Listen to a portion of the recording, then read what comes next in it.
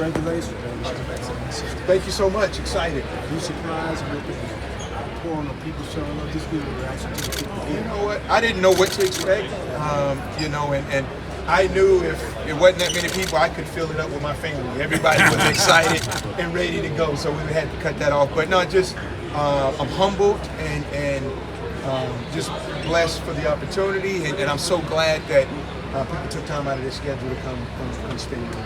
Describe the phone call and the negotiation for you. How quickly did all that transpire? Yeah, negotiation didn't really take long. The phone call was, it was, because I was preparing for an Elite Eight game, and when the phone call came in, right, because it was right before the game, so call came in, and because of the time, and it was short and sweet, and absolutely, it was a no-brainer for me. Justin, what kind of conversations have you had with current players and/or recruits of this program? Yeah, you know what? I've been just really focused on hiring a staff, trying to put a staff together. As the next days come, I better spend more time with our current guys. So the conversation has just been really surface level, just kind of checking in and gauging the temperature. And we'll have more extensive meetings this week. And then when it comes down to the staff, what type of folks are you trying to go after with the staff, and how do you want that to look and show how you want basketball to be played here? Yeah, from a staff standpoint, I want to get experience. I want guys around me with a lot of experience. I also, again, you got to have someone that is young enough to be able to connect with the guys on the team as well. So that's going to be a huge part. So someone maybe a little younger that still experienced, but can relate to the guys.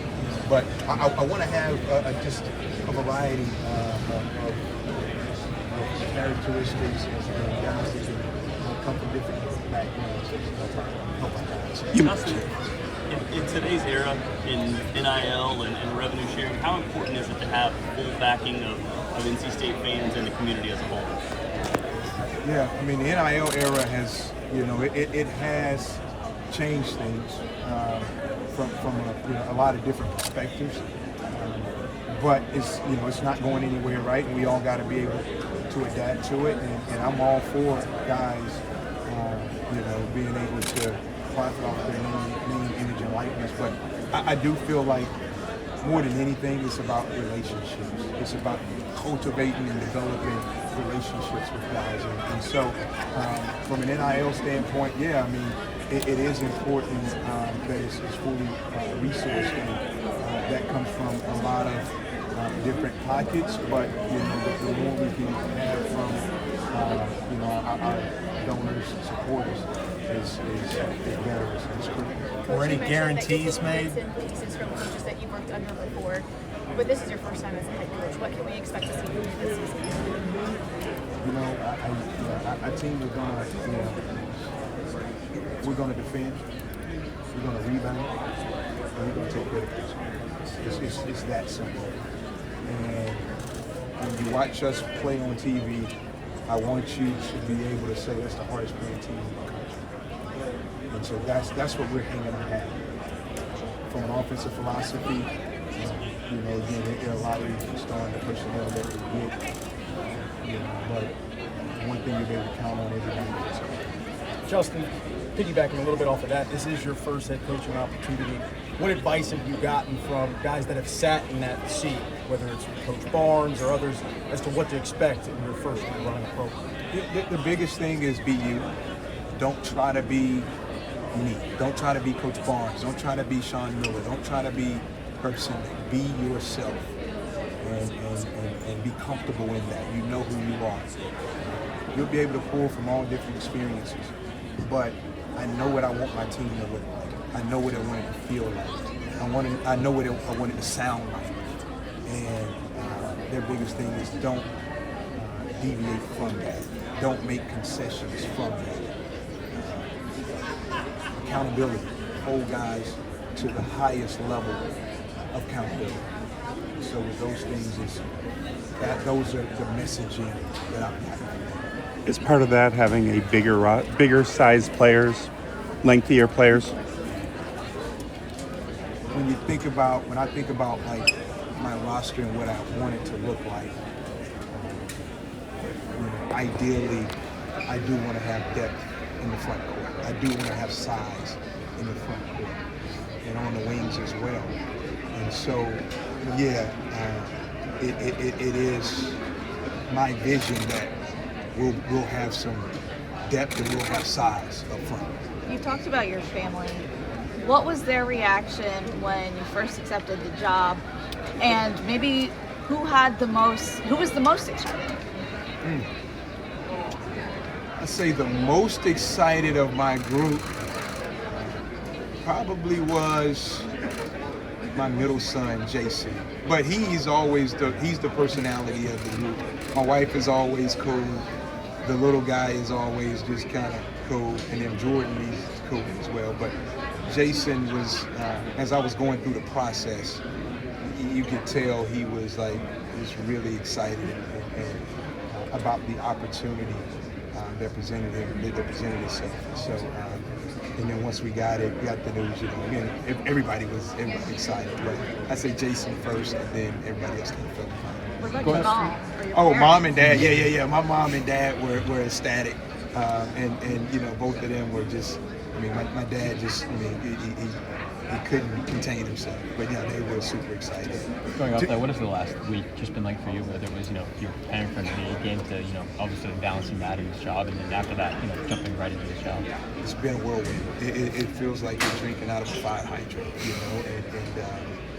because you're right. You go from preparing for an Elite Eight game or a Sweet 16 game to preparing for an Elite Eight game to the meetings and the conversations and everything that goes with it. It was a lot of long nights, a lot of phone conversations, a lot of time on the phone.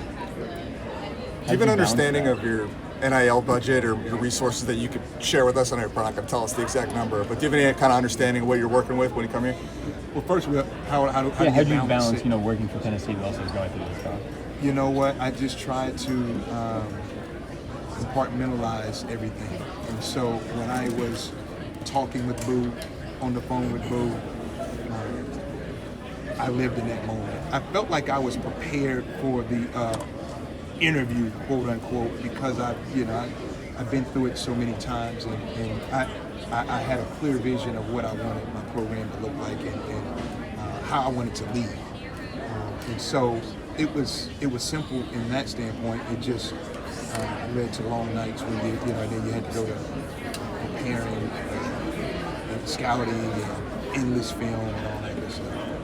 And so back to the NIL question, what was that again? Just like, obviously, we're not going to tell us an exact number, but do you have an understanding of what resources you have and how do you kind of feel about that after the conversations you've had with Boo? We've had initial conversations about it. And look, Boo, athletic department, everybody is well aware what we have to do, where we have to be competitive from a resources standpoint. And they've made it clear they're willing to do whatever needs to be done.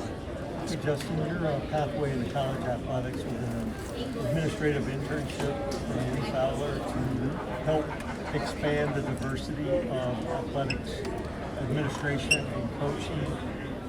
Full circle to that, you're back here at NC State as a second African American coach.